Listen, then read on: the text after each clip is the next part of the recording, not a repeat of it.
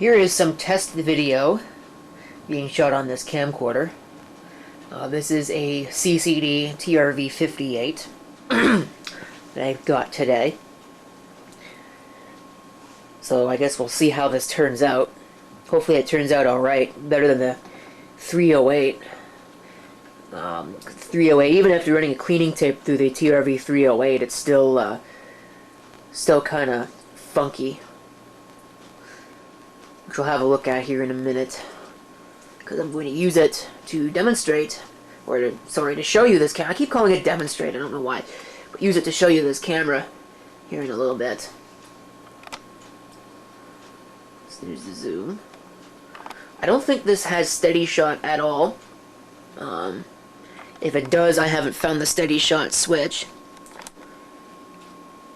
You can see that my light is still definitely having some problems. I'm probably gonna have to change that light bulb. It's probably the bulb. It might be the lamp, but I'm pretty sure it's the bulb. Anyway, let's look at some more lighting. And just try that out. So yeah, because there's no steady shot, this thing is just going wildly all over the place. As you can see, we have the date and time overlay. And in addition to that, there are a couple different faders.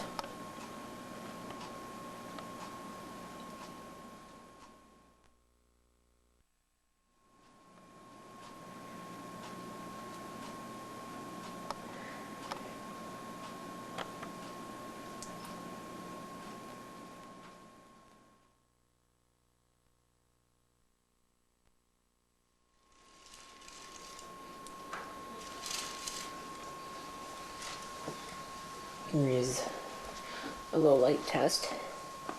I think I need to clean the lens. Oh, and we'll turn on the video light. I have to find the switch. There we go. Get auto and on. A little halogen spotlight. And night shot.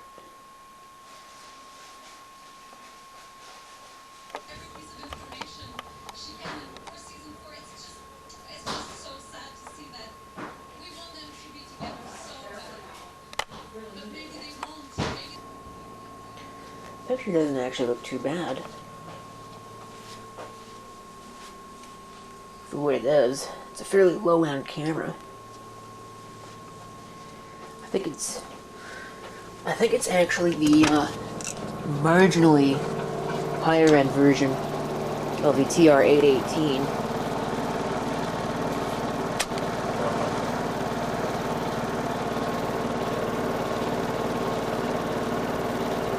Combine it with the video light.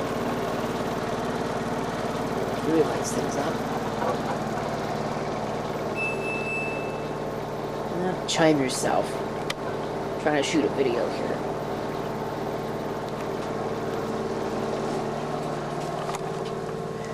Turn off the light. You can see how it definitely makes everything a nice vibrant shade of green. That's the lens cap.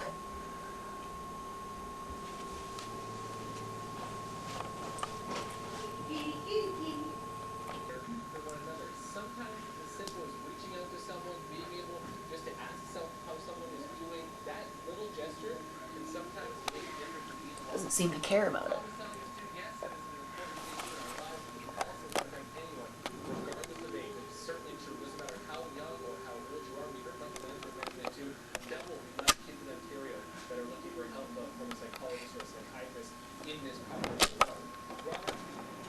Oh, and I almost forgot. Picture effects. Let's see if we can actually do this. Well, we'll start with the program AE modes.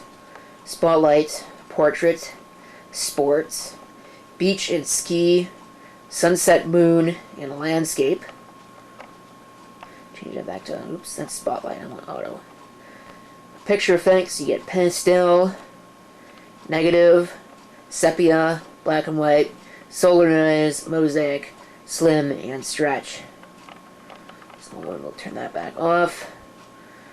What else do we get that we can enable? There is digital zoom, but I'm just going to leave it off. Digital zoom is useless. And I believe that's it for that. There is a titler. And apparently I was actually recording on this tape here, which is a standard video 8 tape that came with the camera. So probably just overwrote some lost footage. Oops. Serves me right for not actually double checking and making sure I grabbed the right tape. Oh well, we're using Hi8 now, so this might look a little better, or it might not. That's how camera equipment gets broken right there, if I don't say that enough in my videos. But I can't really think of a whole lot else to say.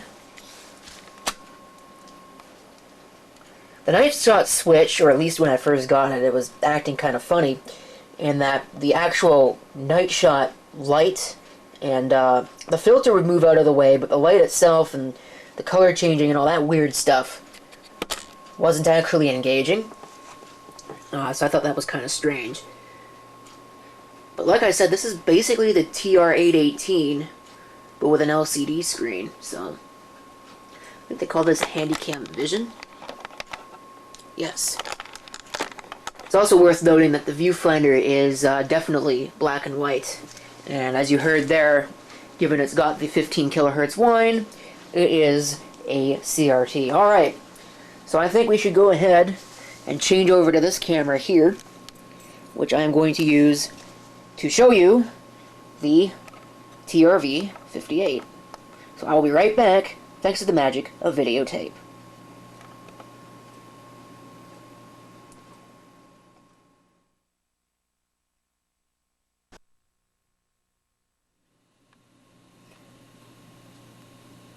And here's the camera in the flesh. The Sony Handycam Vision CCD-TRV58 Hi8 camera with night shot. Unlike the TR818, the night shot switch is not stuck in the on position. It's got this curious little LCD screen at the front, which I didn't even notice until right now. That's kind of odd. If we go ahead and take a look, here's the viewfinder, which is a black and white CRT, unlike the TRV308 I'm using now, which has a black and white viewfinder, but it's actually an LCD. It does say color LCD monitor, but that only applies to the screen, which I think is about the same size, maybe a little smaller than the 308 is. I'd love to know where the backup battery goes on something like this, because I can't actually find it, unless it goes in that little slot right there. Zooming with the 308 is not an easy task. There's a speaker, and there's your usual controls. A few more controls on the back, including an earphone jack. I don't believe... Is this a stereo unit? I don't think it is. It certainly doesn't make mention of it. No, it doesn't look like it. And I can't actually tell, because the AV, if I can get this open, is one of those style. So that's kind of annoying. Usually you can tell if it's stereo or mono just by that. You don't really have to do too much.